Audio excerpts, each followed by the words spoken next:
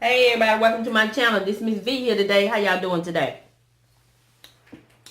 Today, I got a testimony about my spiritual growth as a mother.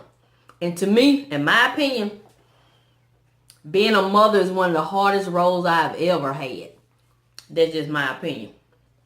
And why is it so hard? I'll tell you in a minute. Got me a little juice.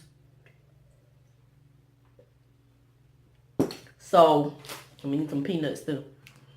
So, I'll get into why I feel like it's so hard. But first, let me give you a little background on Miss V. Miss V became a mother at a young age. At 15. Yes, I said it, 15. Disobedient. So I was a teenage mother. And so, I know that it's wrong. I have already asked for forgiveness. God has forgiven me, so I don't need any comments, negative comments in the comment section. I felt bad when I was a teenage mother, but now that I look back on it, I still, God still blessed me, to have a healthy baby, and I was healthy. So that's that. I became a mother at a young age. So being a mother at 15, of course, I didn't know anything about being a mother. My mother helped me, but pretty much I had to raise her the best way I knew how. From my teachings from my mother, but she did the best she could, and I did the best I could. We did the best we could with the information we had. I know there are all kind of books out there about parenting, but I don't think anyone can really write a book on how to be a mother, because I think that's something that just kind of comes natural and kind of comes with your values and upbringing. So I pretty much grew up with my oldest daughter. Because like I said, I was 15, so by me being disobedient, I already said it, I was deprived of a lot of things, growing up as far as being a teenager, because, I got pregnant. So I wasn't able to do a lot of things that other people that didn't have children got a chance to do. And I realized that. So once I had my first daughter, I really didn't want to have any more kids. Because I was already a mother as a teenager, a child raising a child. But I did end up getting married at 24. Fast forward 9 years at 24 to someone who did not have any kids. So I ended up pregnant. We weren't trying to get pregnant, but he didn't have any kids. So I thought, well, okay, he don't have any kids. Maybe this one will be better than my oldest daughter's father. So both of my kids have two different fathers. So I'm just married, thinking everything gonna be good. Baby, he didn't help me any more than the first one helped me. They help you financially, but I'm saying they didn't help me physically with kids. So that's why I say motherhood is hard. Another reason why I say it is hard, because it's hard on you. It's hard on you emotionally, because you love and care for your children. So me and my girlfriends, the ones of us that became mothers at a young age, we used to do stuff like, as we got older and got more mature and sufficient enough to take care of our own kids, we started doing stuff like a lot of y'all probably have done, tried to give our children things that we didn't have. So we kind of did a lot for our kids.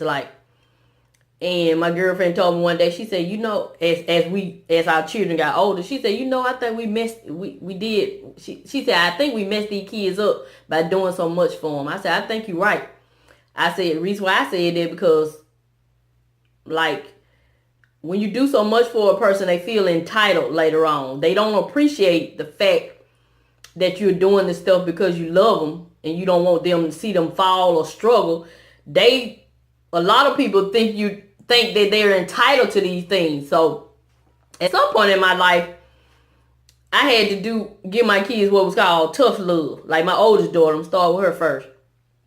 When anybody that know me, when they say I help my children, I help my children. Like I help them. Whatever they need help with, I help them. So at some point, I noticed that she was like being too dependent on me. But it took me a long time to realize, like if I had, at one point I had 2 vehicles due before I got married. If her car break down, can I borrow your car? I'm like, the whole car? So I let her borrow my car. And if she teared up, then I had to get it fixed or whatever. Borrow money. Keep the kids. Whatever. Help her move. Just whatever. Whatever she needed, I was doing it. Which is fine. I know I ain't the only one that do that. But I'm just saying, I'm telling y'all a story. Trying to get to the change. So, at some point, it was wearing me down mentally and physically. Because I was like, if I got 2 vehicles, the purpose of me having 2 vehicles is if one of them break down. So if I done loaned you my vehicle, my extra vehicle, what I'm going to drive if my car break down? And no 2 people drive alike. So also while she driving it, she don't drive like me. She don't take care of her stuff like I take care of my stuff. I take care of anything. When I had them little regular, thank you Jesus. When I had those what they call hooties, older cars earlier in my life, I took care of them. They were nice and clean. The paint might have been coming off, but you knew that it had been washed. I take care of my worldly possessions. I do. So I don't cherish them, but I take care of them. So I said all that to say, I'm just thinking back over like different stuff that I've done as a mother that could have been done differently, but I guess it was done the way it was supposed to be done, because that's how I got to the point of tough love. Hold on. Okay. Starting to get sick. I gotta get my vitamin C. I rebuke you, flu, in the name of Jesus, and any other illness that's trying to come upon Miss V body. Right now, in the name of Jesus, I rebuke you and the symptoms. So back to the video. Because I've had the flu twice. I had it last year and the year before that. And I got the flu shot both times. I just got it again this year. So we're going to rebuke that flu this year. But this video about my spiritual growth as a mother. Part of my spiritual growth as a mother is rebuking that flu so I can continue to be a mother. So anyway, back to the previously recorded video. So at some point I realized I had to do what's called tough love. It took a long time. So I just had to start saying no. And I did the tough love for 2 reasons. Number 1, because it was wearing me out mentally and physically. Number 2, I had to do it for my children because they started feeling entitled. So me being the person I am, I'm wise enough to know that the world is not going to treat you like this. So I don't want you. So I want you to go ahead and know how to deal with things when you're not going to be able to, get your way or have access to somebody helping you all the time. So I decided to go ahead and start incorporating the tough love. So that's what I do with my oldest daughter. So I told her one day, I said, just go ahead and imagine. I know you don't want to talk about this. I didn't want to talk about it with my mother. Just go ahead and imagine that I'm not living. So the next time you have a problem, handle the problem the same way you would if I'm not here. And that's how I got started. She did it, but she was still calling me or whatever. And then I had, a couple of times, I backslid and did whatever. And then some said, you're going to have to be strong. That's why it's called tough love. You got to be tough with us. And okay. So I had to regroup, had to get myself together. Okay. Calling that for some money. I said, nope, I don't have it. Oh, I stopped. I said, no, I'm not going to lie. I do have it, but I don't have it to lend out. That's how I said it. That's how I used to say it. Because she knew I had it, so I didn't lie. I didn't say, no, I don't have it. You know how when somebody asks you for something, you say you don't have it. No, just tell them the truth. No, I do have it, but I don't have it to lend out. Put it like that. Okay. So that took a minute till she started saying that I was serious. And then, at some point, I'm sure it probably was like a little, she probably had a little attitude about it or whatever, because she was so used to me helping them. But they were fine. I ain't had no problem with the attitude, because I got an attitude too, because I'm tired and you weighing me out. So when I got to my second daughter, You know, when you have more than one child, they say you a little more lenient on the younger one, which I was. Even my older daughter told me that. She said, something you let her get away with, I'd never get away with it. I said, yeah, they're right. I done heard it before and I done seen it before. So she was right. I mean, at the point, I mean, she was right. So, in giving my younger daughter tough love, I had have a different approach because she's different. She's a little more naive than my older daughter. My older daughter, I can pretty much just tell her straight and she'll understand. But my younger daughter, you have to kind of you have to more or less show her. So the approach I had to have with her is I had to explain to her that I'm not gonna live forever, and that she need to be more responsible, and that I messed up doing so many things for her. So I had to put it to her like that, where she understand. Then she was like, "Ain't that what mother's supposed to do?" Society says that's what we're supposed to do, but all we're required to do as a mother is raise you to be productive citizens to a certain age. In the state of Alabama, the age is 18. And once I've done everything I can do for you to 18, anything after the age of 18 is extra. So, no, that's not what mother's supposed to do. That's what mothers do.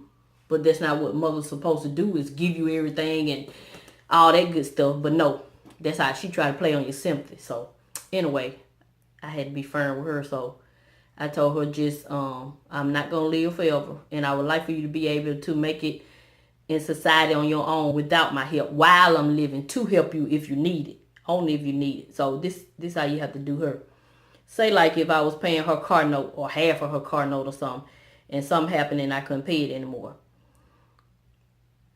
Upon me giving her, letting her know she got to pay her own car note, she'll say stuff like, well, how am I going to get to work? I can't afford a car note, stuff like that. And then me, when I had a tough love, I say, you got to figure it out. Get down on them smooth knees and pray and ask God to help you.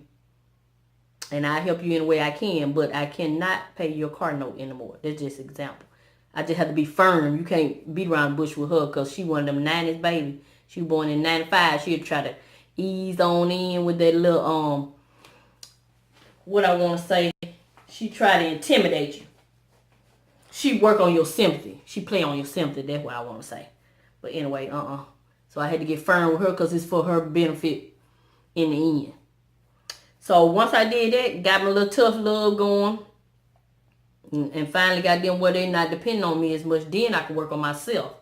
And I ended up working on myself spiritually. So spiritually, I had to work on myself. I had to realize that, they're going to make mistakes. I made mistakes. Just got to give them back over to God. These are his children. He's just allowing us to, what I want to say, be their guidance until he calls them back, till he comes back to get them. But anyway, we all belong to God, so that's what I had to realize spiritually, and that we are gonna make mistakes. Our children gonna make mistakes. We can't stop them from making mistakes. I know some of y'all mothers and fathers out there, y'all want to stop your children from making mistakes, but it's not designed that way, because each one of our life is already I believe each one of our life is already planned out. So God knows what's going to happen in the future. And so I just had to give it back to him. So that's how I have changed spiritually as a mother. I had to realize that I need to stay focused on God, and not so focused on my children and what they're doing and what they're not doing. Because at the end of the day, it's only so much I can do anyway. He can fix it where I can't do nothing. When it's time for them to get a lesson or reap the benefits or consequences or whatever they've done wrong, then that's what they're going to do. So it's only so much we can do anyway. So I had to grow spiritually as a mother and kind of let go. Stop trying to do everything for your children. Even if they're grown, I'm still doing all this stuff. I had to cut all this stuff out. No.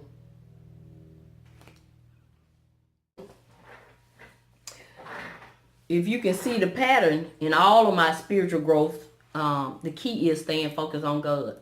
All these other relationships, these worldly relationships, they're important, but they're not more important than God. That's what I had to realize. So that's why I chose to do this journey, my spiritual growth, just so I can share the importance of staying focused on God, which that is the main focus. And as you stay focused on Him, all your other relationships will grow. You know, the people that you interact with, they'll see the light that's shining. If you have a true light that's shining, they'll see the difference. They'll tell you. You don't have to tell them. You won't have to tell them I've grown spiritually. They gonna see that you've grown spiritually because your conversation is gonna be different. The way you react to things are gonna be different. What else? Everything gonna be different. They'll see a glow if it's a glow there to see.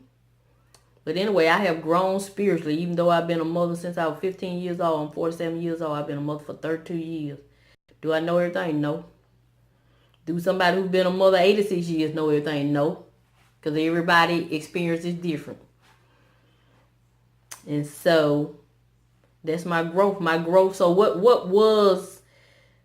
is Miss V's growth as a mother? Learning to stay focused on God and allow your kids to make mistakes and know that it's going to work out in the end because God knows what's best for them. And to realize that we can't,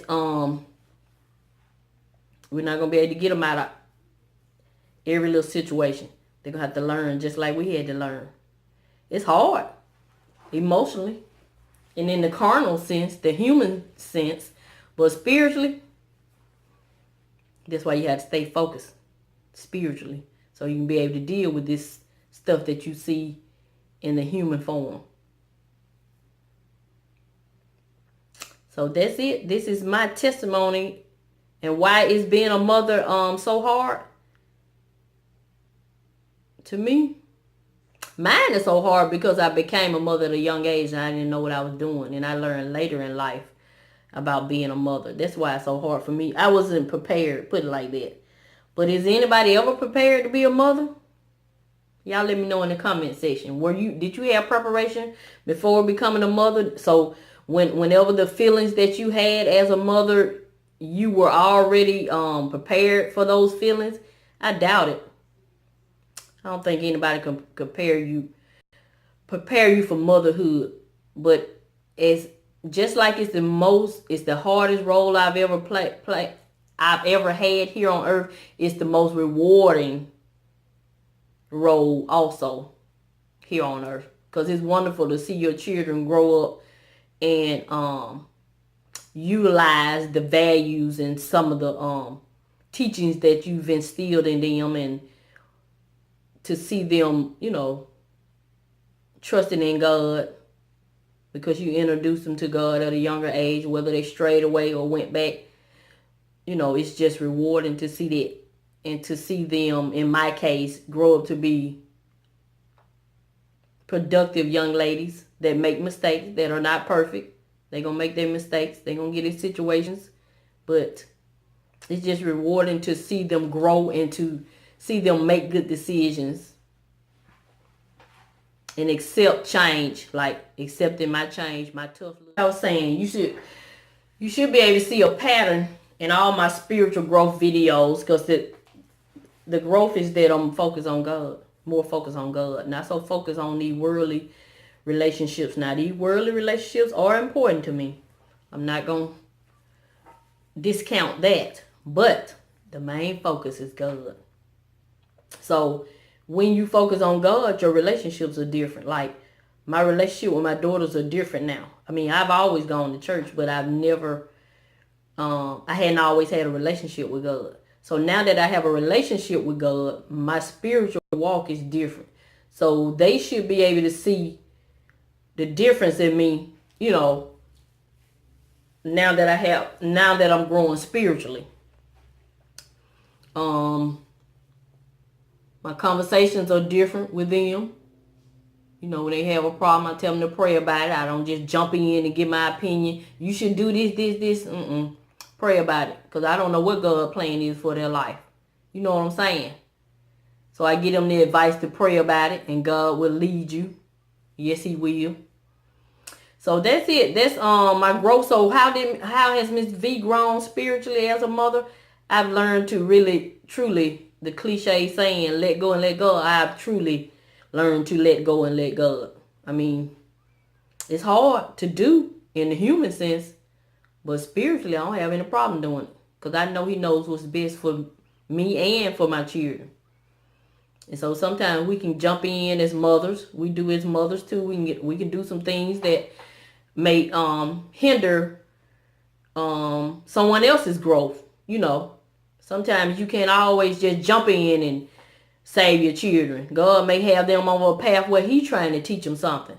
So that's where I have grown spiritually. I have to pray about everything. Even just how I'm going to respond to different stuff. So that's how I've grown. I know I've grown spiritually because normally, I mean, some things I be just went off, and now I just be like, okay, I'm going to pray about it. He is calming me down. He's calming me down. I mean, I'm still hyped up about some things, but for the most part, I can feel the change. So that's it. This is Miss V's spiritual growth as a mother. So I have learned to focus on God more than focusing on situations. Even when it comes to my children, even though they grown. I mean, they still my children. You know what I mean? You don't cut the love off when they turn 18. I mean, you still love your children. You may love them in a different way. But I've learned that as I grow spiritually, I love them in a more mature way. If you can understand what I'm saying. So this is Miss V telling you about her spiritual growth as a mother. Meet me back here next Tuesday, and I'm going to do my final role, my spiritual growth as a grandmother. Yes. So this is Miss V. I'm going to continue to show you love and encourage you, and I'm going to always help you save on some of the things you need to get some of the things you want. Thank you, and have a nice day.